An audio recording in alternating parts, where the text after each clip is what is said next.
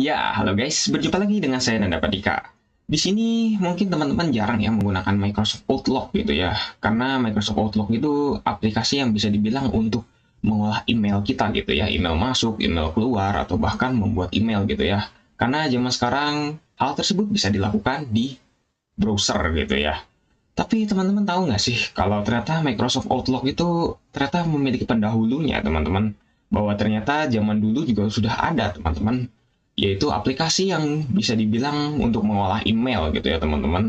Nah, ternyata di Windows 95 ini juga sudah ada ya teman-teman, yaitu bisa dibilang adalah aplikasi leluhur dari para aplikasi email di desktop ya teman-teman, yaitu Microsoft Exchange. Nah, di sini teman-teman mungkin bisa buka gitu ya. Kalau misalnya teman-teman punya Windows 95, teman-teman bisa buka di sini di Start Program selalu di Microsoft Exchange.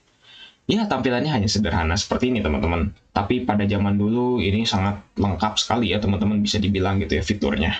Nah, di sini teman-teman juga bisa dilihat ya. Kalau di sini kita langsung disajikan jendela inbox. Jadi di sini teman-teman bisa ngelihat gitu.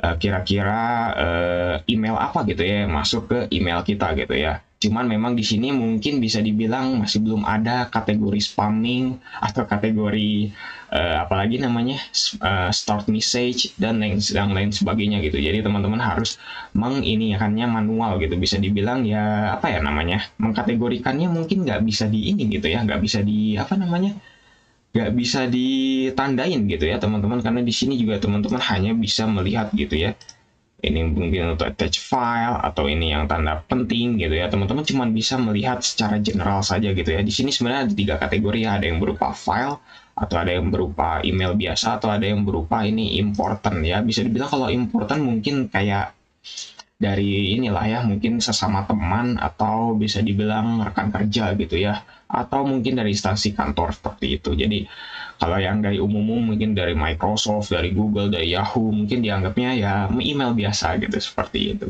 Ya di sini fiturnya ada biasa sih teman-teman, ada bisa dibilang ada deleted in items, ada inbox, terus ada outbox dan juga send item gitu ya. Ya ini fiturnya mirip kayak SMS zaman dulu ya. Terus juga di sini ada ya ada fitur juga untuk melihat task panelnya gitu di samping ini kayak gimana. Terus juga ini ada new message ya untuk teman-teman membuat message baru. Nah di sini juga ya fiturnya mungkin kayak email biasanya lah ya teman-teman, tuh ada fitur file dan lain sebagainya gitu ya, ada insert file bisa, bahkan ternyata Microsoft Exchange juga udah menyediakan fitur insert file gitu ya. Terus di sini juga ada tool, ada address book juga kalau misalnya teman-teman menyimpan kontak. Terus juga ada check names. Ya, ada yang lain-lain ya, teman-teman seperti itu. Tuh, di sini juga ada icon-icon yang sebenarnya kayak check names. Terus juga ada yang lain-lain sebagainya gitu ya. Udah lengkap sih sebenarnya ini untuk zaman dulu. Bahkan mungkin sampai zaman sekarang ini dianggap sangat lengkap sekali gitu ya teman-teman. Terus juga ada move item.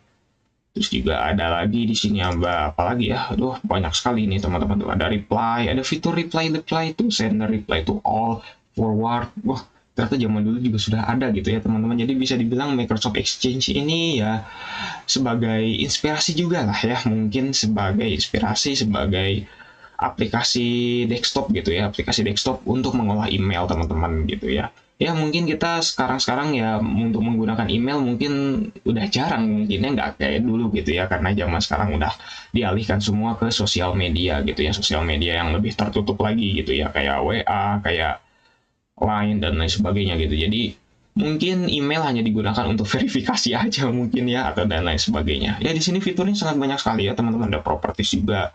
Di sini ada welcome properties dari emailnya masuknya ini bagaimana. Terus teman-teman juga bisa set importance-nya. Nanti kalau misalnya teman-teman set importernya ke high, nah nanti akan masuk ke yang tadi, kategori yang tadi teman-teman, yaitu di tanda seru ini. Terus juga bisa edit, ada view untuk aplikasi ini, ada folder, toolbar, dan lain sebagainya. Terus juga ada toolnya ada deliver now. Ya ini untuk mengirimkan pesannya sekarang, atau address book, atau find.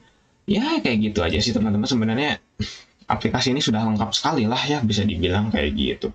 Jadi mungkin kalau teman-teman menganggap gitu ya, kalau zaman dulu tuh mungkin ngirim email susah gitu ya, karena di browser zaman dulu mungkin ngirim email tuh masih susah gitu ya, karena kita tahu sendiri mungkin platform kayak Google masih belum ada tahun 95 gitu ya. terus juga Yahoo juga masih belum ada juga dan lain sebagainya. Nah, di sini Microsoft udah menyediakannya duluan. Ternyata seperti itu, teman-teman ya. Menarik sekali ya. Ternyata zaman dulu menganggap email tuh sangat penting sekali.